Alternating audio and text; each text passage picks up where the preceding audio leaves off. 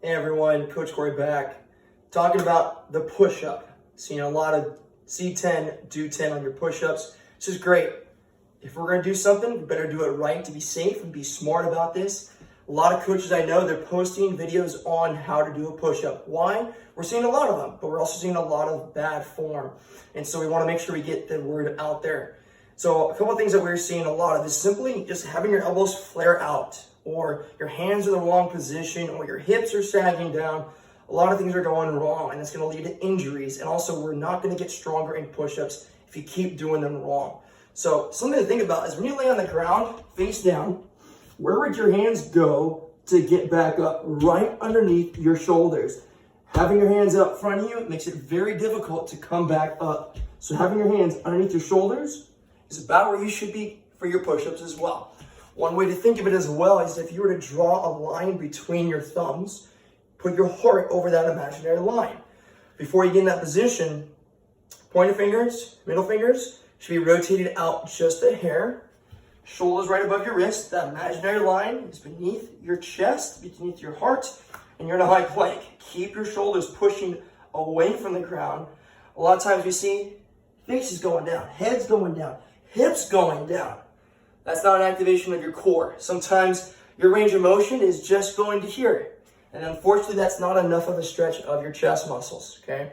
So you gotta find an option that works best for you to get the largest stretch safely, which means put your egos in check. Sometimes your egos are a little too high. You don't care about form. You bounce off the ground, you get back up, kind of this kippy thing, this movement thing. There's not even core activation. It's controlled movement, but it's not all the safest. So up to you, quality versus quantity is always gonna win. So find your high plank position. You can have one or two knees on the ground. These are great options, okay? When you go to a kneeling push-up, that doesn't mean your knees come forward and your face comes down. You still keep your core tight. Your knees and hips come straight down.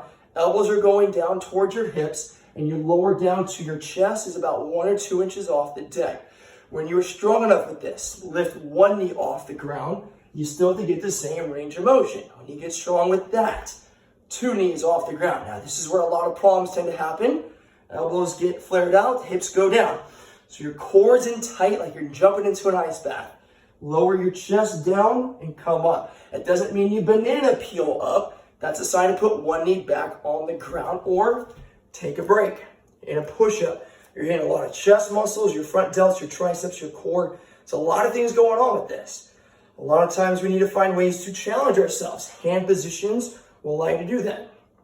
If your hands are wide, it's a little bit less challenging for you. The more narrow your hands come together, the more challenging it becomes, also more so for your triceps. You guys have heard of diamond push-ups.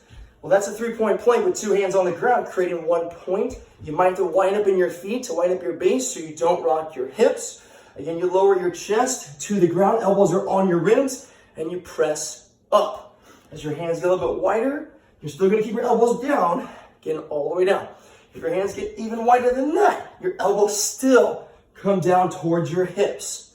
The second your form is off, or you're feeling discomfort or pain, take a break. You should be uncomfortable, yes, but it should not be hurting you. If you have a long band, put this around your upper back, as I said in a previous video. And when you're in the extended position, that's where the most tension is created. When you're at the bottom of your push-up, there's least resistance. So even in a push-up, you still keep your elbows in, down, and up. Full extension. That means you see full elbow lockout. Very common mistake as well is you think you're going all the way up and you stop about here. Full lockouts where your elbows get all the way straightened out, okay? Whether you're doing 50 push-ups, 100 push-ups, or 5 push-ups, all the way down, all the way up. Put your ego in check, your push-ups will get stronger. Use an option that allows you to get that range of motion with your elbows down. You hear it from myself, you hear it from other coaches.